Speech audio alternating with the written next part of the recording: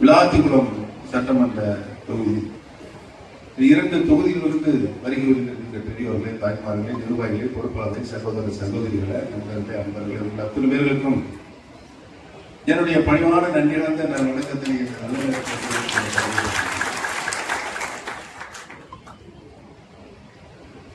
2 நாட்களுக்கு நேற்றுக்கு முன்தினம் 2 நாட்களாக நான் தென் மாவட்டங்கள் 2 மாவட்டங்களில் ஒரு எழுச்சியான கூட்டத்தினை, சிறப்பான கூட்டத்தினை சந்திக்கின்ற ஒரு நல்ல வாய்ப்பை பற்றி இன்று இப்பொழுது உங்களை எல்லாம் சந்திக்கின்ற ஒரு நல்ல வாய்ப்பினை என் வாழ்நாளில் உருவாக்கி தந்திருக்கின்ற நம்முடைய அன்பு தளபதி அவர்களுக்கு என்னுடைய நன்றியை வணக்கத்தை கூட்டத்தில்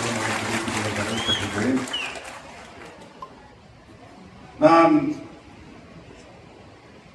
அதிமுகவிலிருந்து அண்ணா ஆரம்பித்த திராவிட முன்னேற்ற கழகத்தில் என்னை இன்றைக்கு இணைத்துக்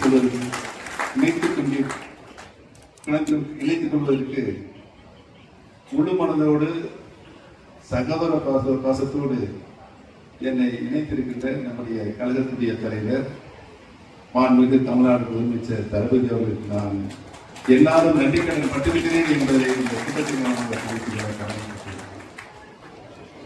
நடைபெற இருக்கின்ற சட்டமன்ற தேர்தலில்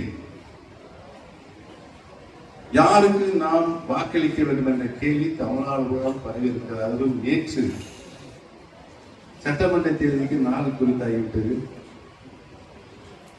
எல்லாருடைய மனதிலும் பதவதப்பு இருக்கிறது. ஆனால் உங்களை பார்க்கும்போது நீ தெளிவாக இருக்கிறீங்க, ரொம்ப தெளிவாக இருக்கிறீங்க, மகிழ்ச்சியோடு இருக்காது. தாய்மார்கள் சகோதரிகள் பார்ப்பது ரொம்ப சந்தோஷமா இருக்கு. ஏனென்று சொன்னால் 2 ஆண்டுகளுக்கு முன்பாகவே கழகத்தினுடைய தேர்தல் பணியை தலைவர் அவர்கள் துவங்கி அதை நீங்கள் 100க்கு 200% சரியாக நினைவில் வைத்துக் கொண்டு நாளை தேர்தல் வந்தாலும் வெற்றிக்கணியை பறித்து தளபதியுடைய திருக்கரங்கள் கொடுப்பதற்கு நாங்கள் தயாராக இருக்கிறோம் என்ற நிலையில் நீங்கள் என்னையெல்லாம் ஆச்சரியமாக பார்த்துக் கொண்டிருக்கிறீர்கள். சரி, ஓபிஎஸ் வந்திருக்காரு, அவர் சொல்வதை சொல்லிட்டு போட்டோம். நம்ம ஏற்கனவே முடிவெடுத்து விட்டோம். அந்த முடிவுக்கான இந்த தேதியை அறிவிச்சுட்டாங்க 23. அப்படியே அது எப்போ வரும் அப்படின்னு காத்துருக்கீங்க. உங்களுக்கு என்னுடைய நன்றி வணக்கத்தை தெரிவிக்கிறேன். ஏன் இந்த நிலை நம்முடைய கழகத்திற்கு ஒரு அருமையான சூழல், தமிழகத்தை வளர்ந்த அத்தனை பெருமக்கள்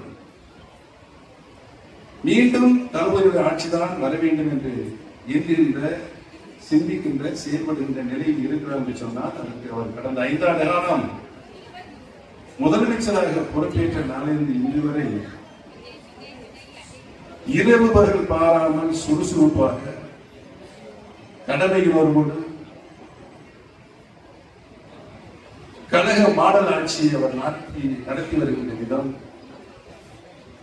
அவர் செயல்படுகின்ற விதம், கடமையாற்றுகின்ற விதம், இதையெல்லாம் ஒருங்கே சேர்ந்து பார்க்கின்ற பொழுது அண்ணா காலத்திலிருந்து முத்தமிழறிஞர் கலைஞர் காலத்திலிருந்து இந்த முறை அவர் ஒரு நல்ல அனுபவம் பெற்றிருக்கின்றார் அரசியல் என்பதை நாம் கண்கூடாக பார்த்துக் கொண்டிருக்கிறோம். அதில் ஒரு சட்டமன்றத்தில்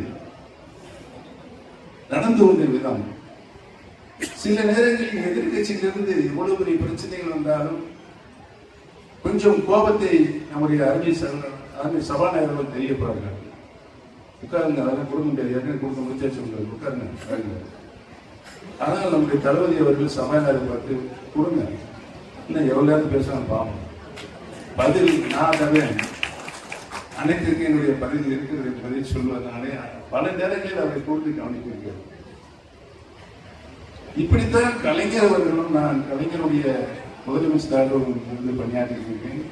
நான் முதலமைச்சராக அவர்கள் சபையில் இருந்திருக்கிறார்கள். முதலாக நான் முதலமைச்சர் பதவியை மாறும்போது அம்மாவர்கள் நியமனம் செய்யப்பட்டு சபையில் உட்கார்ந்து அவர் உட்கார்ந்தார். உட்கார்ந்து வரும்போது வரும்போதே வணக்கம் சொன்னேன்.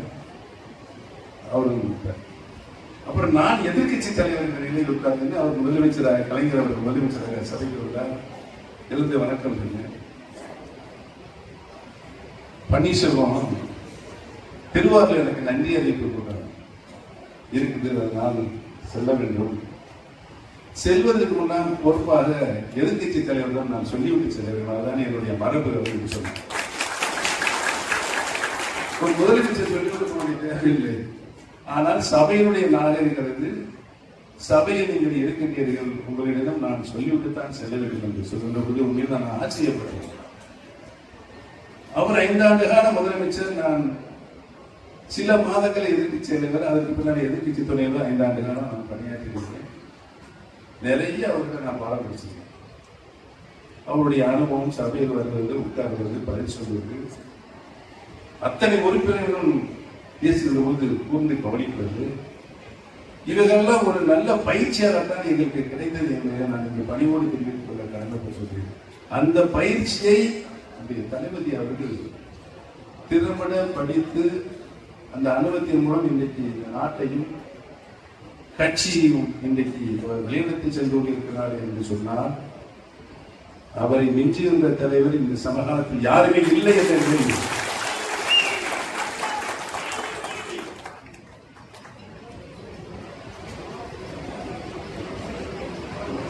ஆளுகின்ற ஆட்சியாளர்கள், முதலமைச்சர்கள் அத்தனை மக்களையும் சமமாக பாதிக்க வேண்டும்.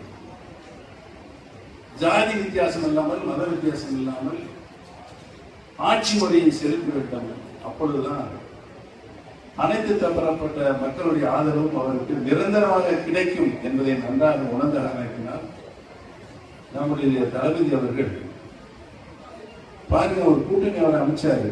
இந்த கூட்டணியிலிருந்து யாருமே வெளியே போல. 2 நாடாளுமன்ற தேர்தல், சட்டமன்ற தேர்தல், ஊரக உள்ளாட்சி தேர்தல், இடைத்தேர்தல், எல்லா தேர்தலையுமே அவர் அமைச்ச கூட்டணி இன்னும் தொடர்ந்து அப்படி நிரந்தர கூட்டணியாக இருக்கு. இப்ப புதுசா நம்முடைய தேமுதிக நண்பர்கள் வந்து சேர்ந்துட்டாங்க. ஏன் சேர்ந்தாங்கன்னா, சென்ற முறை பழனிசாமியோட கூட்டு வைக்கிற ஒரு ராஜ்யசபா உறுப்பினர் ஒப்பந்தம், எக்ரிமெண்ட், அந்த எக்ரிமெண்ட் துச்சமத்திற்கு வெளியிடப்பட்டவர். ஆனா இவங்க எக்ரிமெண்டே போடாம இன்றைக்கு அவருக்கு ராஜ்யசபா உறுப்பினர் சொன்னால் அது ஒரு அரசியல் பண்பாடு, அரசியல் இப்படித்தான் வழிநடத்தி செல்ல வேண்டும் ஒரு இயக்கத்தை என்பதை முதலில் தேக்கி வைத்துக் கொண்டு அவர் நடத்துகின்ற பாங்கு.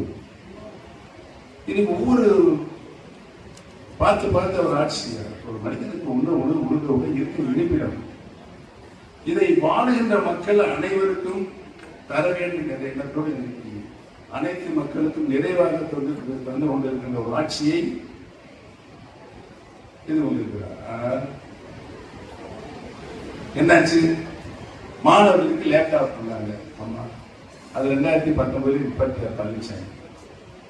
தாலிக்கு தந்தாங்க அம்மா, அது 19 நிப்பாட்டி போயிடும். இப்படி பல திட்டங்களை, மக்கள் நல திட்டங்களை, தொலைநோக்கு பார்வையிடக்கூடிய திட்டங்களை தந்த முதலமைச்சராக இருந்த அம்மா அத்தனை திட்டங்களை பழனிசாமி. இப்பொழுது மறுபடியும் நம்முடைய மாணவ செல்வங்களுக்கு 10 லட்சம் மாணவ செல்வங்களுக்கு லேப்டாப் தந்த ஒரே முதலமைச்சர் நம்முடைய தலைவர் தான். இப்ப நம்முடைய தாய்மார்களுக்கு மகளிர் உரிமை இருக்கு, சந்தோஷமா இருக்காங்க. அதுல 3 மாசம் 3000, 2 மாசம் அட்வான்ஸ் கொடுத்தாங்க, 5000 ரூபாய் வாங்கிட்டீங்களா? நல்லா கைதட்டு.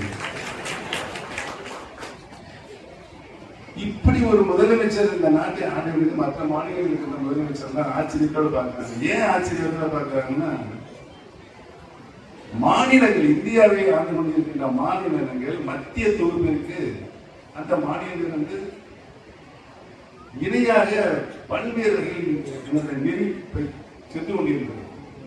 வரி, அந்த வரியை கொண்டு மத்திய அரசு மீண்டும் மாநிலங்களுக்கு நிதியை பகிர்ந்து கொடுக்க வேண்டும் என்று இந்திய அரசியலமைப்பு சட்டத்தின்படி நிதி கமிஷன் இருக்கிறது. அந்த நிதி கமிஷன் ஒவ்வொரு மாநிலங்களுக்கும் என்னென்ன வளர்ச்சி திட்டங்கள் நிறைவேற்றிக் கொண்டிருக்கிறது, அறிவிக்கப்பட்ட வளர்ச்சி திட்டங்கள், இனி அறிவிக்க வேண்டிய வளர்ச்சி திட்டங்கள் அவைகளுக்கு தர வேண்டும். என்பதையெல்லாம் தொகுத்துவதற்கு நம்முடைய மாநிலத்துக்கு 40% நிதி தர வேண்டும். ஆனால் சென்ற வருடம் அவர் கொடுத்தது 4%. 4% தான். ஆனால் நம்முடைய தளபதி அவர்கள் தங்களுடைய பொருளாட்சி மாநிலத்தில் தமிழ்நாடு மாநிலத்தில் சொந்த நிதியை கொண்டு மத்திய அரசு தந்தாலும் சரி தரவில்லை என்றாலும் சரி எம்மக்களுக்கு நான் அனைத்து திட்டங்களை நிறைவேற்றிய தீர்வு என்று சொல்லி ஆட்சி நடக்கின்ற ஒரு முதலமைச்சர் நம்முடைய கொள்கை திராவிட கொள்கை மத்தியில் மாநிலத்தில் சுயாட்சி மத்தியில் கூட்டாட்சி. அதை இன்றைக்கும் ஒவ்வொரு நாளும் ஒவ்வொரு நிகழ்வின் போதும்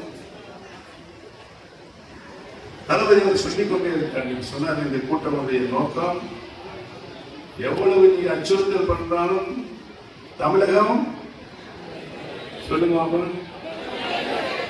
தமிழகம் நல்லா சொல்லுங்க, இன்னும் நல்லா சொல்லுங்க. தமிழகம் என்றைக்குமே தலைகுனியாது, எவ்வளவு அச்சுறுத்தல் வந்தாலும் தலைகுனியாது. எங்களுடைய உரிமைகளை மாநிலத்தின் உரிமைகளை நாங்கள் பெற்றே தீர்வோம் என்று இன்றைக்கு நீங்கள் வேதாக்கியத்தோடு இருக்கிறீர்கள். இந்த இடத்துல வருஷம் மாட்டிருக்காங்க தேர்தல், சட்டமன்ற தேர்தல். ஒருவருக்கும் ஒரு சிறப்பான ஆட்சி நாட்டு மக்களுக்கு என்ன தேவை அந்த தேவையை பரிபூர்ணமாக தந்து கொண்டிருக்கின்ற ஒரு முதலமைச்சராக திட்டங்கள் மூலமாக சொன்னால் இன்றைக்கு வாழ்கின்ற மக்களும் திட்டத்துடைய பலனை பெற வேண்டும். எதிர்காலத்தில் வருகின்ற 50-100 ஆண்டுகளுக்கு முன்னாலே வருகின்ற நம்முடைய சந்ததிகளுக்கு அவர்கள் இந்த திட்டத்துடைய பலனை பெற வேண்டும். பார்த்து ஒரு திட்டங்களை நம்முடைய முதலமைச்சர் தந்து கொண்டிருக்கிறார். நிலை இன்றைக்கு இருக்கிறது, எந்த மாநிலத்தில் இல்லை. ஒரு பக்கம் தொழில் வளர்ச்சி மூலமாக நாட்டுடைய பொருளாதாரம் உற்பத்தி துறையில் வளர்ச்சி. இதன் காரணமாகத்தான் இன்றைக்கு தமிழகம் 11.08 வளர்ச்சி பெற்றிருக்கிறது. எந்த மாநிலத்திலும் இந்த வளர்ச்சி இல்லை. மத்திய அரசுடைய வரி, ஒன்றிய அரசுடைய வரியை தராவிட்டால் எம்மக்களுக்கு தமிழ்நாட்டில் பெறுகின்ற வரியை முழுவதுமாக நான் மக்கள் நலத்திட்டங்களுக்கு அளித்து தொழிற்சாலைகள் முதல்ல சென்னையில் சுற்றுப்புற தொழிற்சாலைகள் அவர்கள் இன்னைக்கு முதலமைச்சர் எடுத்த நடவடிக்கை மூலமாக மதுரை, திருநெல்வேலி, தூத்துக்குடி, இப்படி நம்முடைய தென் மாவட்டம் ராமநாதபுரம் தென் மாவட்டங்கள் வளர்ச்சி பெறாத மாவட்டங்களாக இருக்கின்ற காரணத்தினால் அத்தனை உலகத்தில் இருக்கின்ற முதலீட்டாளர்கள் இங்கு அழைத்து வந்து மாநாடு நடத்தி லட்சக்கணக்கான கோடி ரூபாய்களை இங்கு தொழிற்சாலைகள் தொடங்குவதற்கு நடவடிக்கை எடுத்திருக்கின்ற ஒரே முதலமைச்சர் ஆக வருகின்ற காலத்தில் நம்முடைய மாணவ செல்வங்கள் சென்னையிலே அல்லது அடுத்த மாநில அடுத்த வெளிநாடுகளில் சென்று வேலைவாய்ப்புகளை தேர்கின்ற ஒரு சூழ்நிலை இருந்தது. அந்த சூழ்நிலை இன்றைக்கு மாற்றப்பட்டிருக்கிறது. அவரவர்கள் படித்த மாவட்டங்களிலே தென் மாவட்டங்களில் வேலைவாய்ப்பை பெறுகின்ற ஒரு நல்ல சூழ்நிலை இன்றைக்கு ஏற்படுத்தியிருக்கின்ற ஒரே முதலமைச்சராக அழுந்திருக்கிறார். ஆக ஒரு பக்கம் கட்சி, ஒரு பக்கம் ஆட்சி, இவைகளை நிறைவாக ஆற்றுகின்ற முதலமைச்சராக நம்முடைய முதலமைச்சர் வளம் வந்து கொண்டிருக்கிறார். இந்த நிலையில் தான் சட்டமன்ற தேர்தல் வரையும் இந்த சட்டமன்ற தேர்தலில் நாமெல்லாம் யாருக்கு வாக்களிக்க வேண்டும் என்ற ஒரு உறுதியான திடகாத்திரமான முடிவு எடுக்கின்ற பெருமக்களாகிய வாக்காளர்களாக நீங்கள் இருக்கிறீர்கள். 5 ஆண்டுகள் ஒரு சிறப்பான ஆட்சி, மக்களை பற்றி செய்துகின்ற ஒரு முதலமைச்சர் தலைமையில் நடைபெறுகின்ற ஆட்சி. எந்த பக்கமும் ஜாதி சாதிகளிலே மதக்கலவரம் இல்லை. அனைவரும் ஒரு தாய் மக்கள் என்ற நிலையில் தான் பேரறிஞர் அண்ணா அவர்கள் பாரத மந்திரம் சொன்னார்கள். அனைவரும் ஒரு தாய் மக்களாக நாம் வாழ்ந்து கொண்டிருக்கிறோம். ஒரு தாய் மக்களாக வாழ்ந்து கொண்டிருக்கின்ற நிலையை ஏற்படுத்திய ஒரே முதலமைச்சர் நம்முடைய தலைமை அவர்கள். அவருக்கு எந்த பாதுகாப்பு இல்லை. இதையெல்லாம் செஞ்ச கொஞ்சம் மார்க்கெட்டுகள் அவங்களே என் கூட நல்ல பேசுவாங்க. நீங்க எதுவும் சொல்லுங்க, பேசிட்டாரு. இன்னைக்கு அத்தனை மக்களுடைய பார்வையில் நம்முடைய தலைவர் பக்கம் திரும்பி இருக்கு. இன்னைக்கு இருக்கிற நல்ல சூழலில் ஆண்ட முதலமைச்சர் மீண்டும் ஆளுகின்ற 2ஆம் முறையாக ஆளுகின்ற முதலமைச்சராக தளபதி உறுதியாக வருவார் என்ற நிலை இருக்கு. சும்மா இல்லை, 5 ஆண்டு காலம் உழைச்சிருக்காங்க இந்த நாட்டுக்கான. அந்த உழைத்த உழைப்பினுடைய பயன் அறுவடை செய்ய வேண்டிய காலகட்டத்தில் இப்பொழுது இருக்கிறது. அந்த தேர்தலில் தான் நம்முடைய கழகத்தினுடைய நிர்வாகிகள், பொறுப்பாளர்கள் அனைவரும் சுறுசுறுப்போடு, கடமையுள்ளோடு, ஏற்கனவே நீங்க நல்ல பயிற்சி பெற்றிருக்கீங்க, நல்லா தெரியும். அந்த பயிற்சியை முழுவதுமாக சாதனைகளை இந்த நாட்டு மக்களுக்கு ஆற்றிய திட்டங்கள் மூலமாக அனுபவித்து வருகின்ற சாதனைகளை விரும்புவதாக வச்சிருக்கிறீர்கள். அனைத்து பெருமக்களின் சந்தித்து அதை வாக்குகளாக மாற்றக்கூடிய வீரர்களாக நீங்கள் இருக்க வேண்டும் என்று இந்த நல்ல நேரத்தில் உங்களை அன்போடு கேட்டுக்கொள்ள கடமைப்பட்டிருக்கின்றேன். நமது சின்னம் சத்தமோடு சொல்லுங்க, என்ன சத்தமோடு சொல்லுங்க. ஆக இந்த உலகத்தை இயக்கிக் கொண்டிருக்கிறது 9 கோள்கள். இந்த 9 கோள்களையும் சக்தி வாய்ந்த கோழியாக சூரியன். அண்ணா அவர்கள் சூரியன் சின்னத்தை அவர் ரொம்ப அறிவியல் தான் பயன்படுத்தி அந்த சின்னத்தை அந்த காலத்திலே பயன்படுத்தினார். புதிய சூரியன் சின்னத்தில் அனைத்து பெருமக்களும், தமிழகத்தில் இருக்கின்ற அனைத்து பெருமக்களும் முத்தனையிற்று ஒரு மகத்தான வெற்றியை பெற்றுத்தருவார்கள் என்ற நம்பிக்கை அனைத்து மக்களுக்கும் அந்த வெற்றியை பெற்று தமிழகம் அநியாயத்திற்கு என்றைக்குமே தலை குனியாது. ஸ்டாலின் அவர்கள் தொடர்ந்து 2ஆம் முறையாக தமிழகத்துடைய முதலமைச்சராக வருவார்கள். இன்னொன்று சொல்லிடுறேன் உங்களுக்கு, அண்ணா, புத்தமிழறிஞர் கலைஞர், புரட்சி தலைவர், புரட்சி தலைவி அம்மா, இப்ப ஸ்டாலின் தலைவர், இவங்க மக்களால் ஓட்டு போட்டு முதலமைச்சரானவங்க. மக்களை அப்பாயின்மெண்ட், நான் ஒழுங்கு அப்பாயின்மெண்ட். எப்படி அப்பாயின்மெண்ட்? அம்மா என்ன இருக்கிறதா முதலமைச்சர் ஆனாங்க. அவங்களுக்கு ஒரு சில பிரச்சனைகள் வந்த நேரத்தில் முதலமைச்சர் ஆக்குனாங்க. 2000 முதலமைச்சர் 12 வருஷம் அவங்களுடைய பயணிக்கிறேன். ஆளுங்கட்சியில் இருந்திருக்கிறேன், 2000 எதிர்கட்சியில் இருக்கிறேன். 12 வருடம் கழித்து மீண்டும் அம்மா இதே தான் முதலமைச்சர் ஆக்குனாங்க. அம்மா திரும்ப வந்து இந்த சூழ்நிலை வந்தாலும் அப்படியே தங்கத்தை கழிச்சு கொடுத்து வைக்கிறாங்க.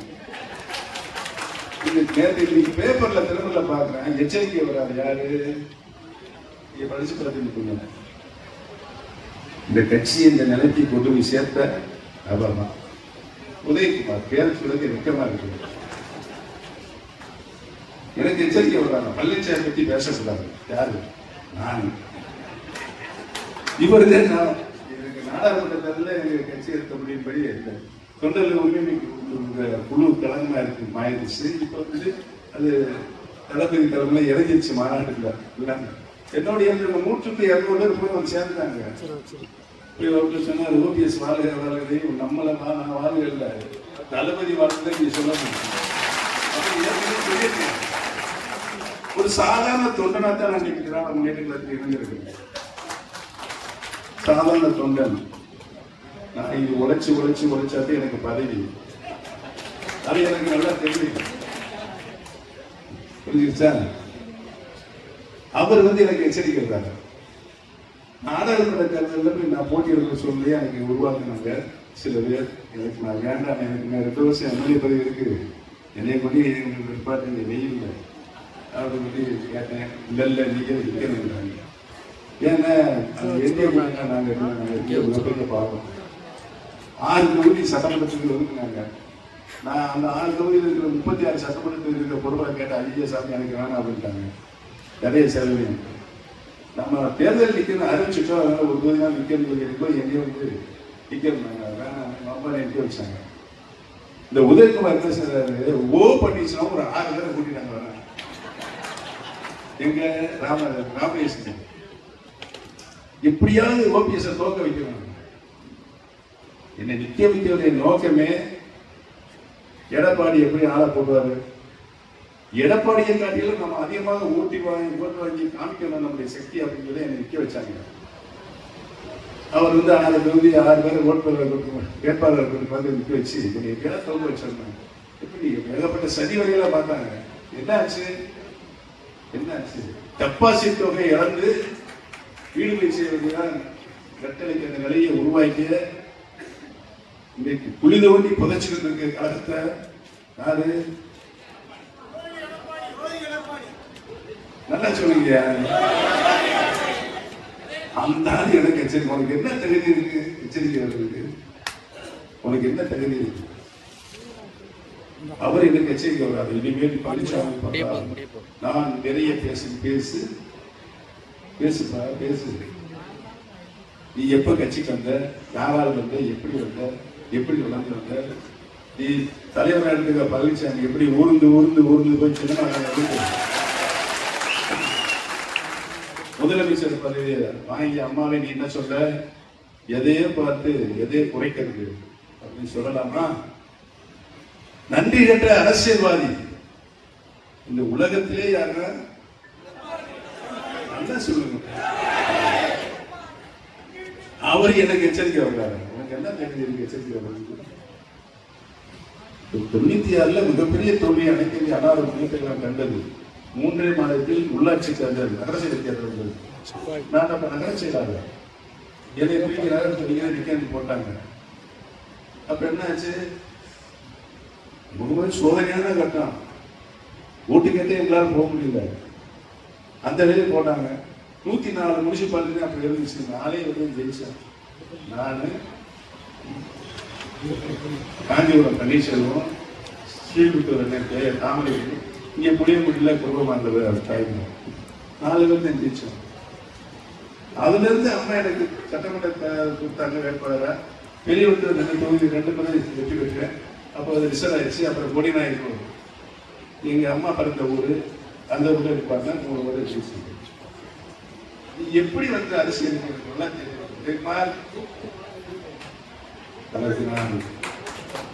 தேர்தலை நான் சொல்லக்கூடாது. ஏற்கனவே பல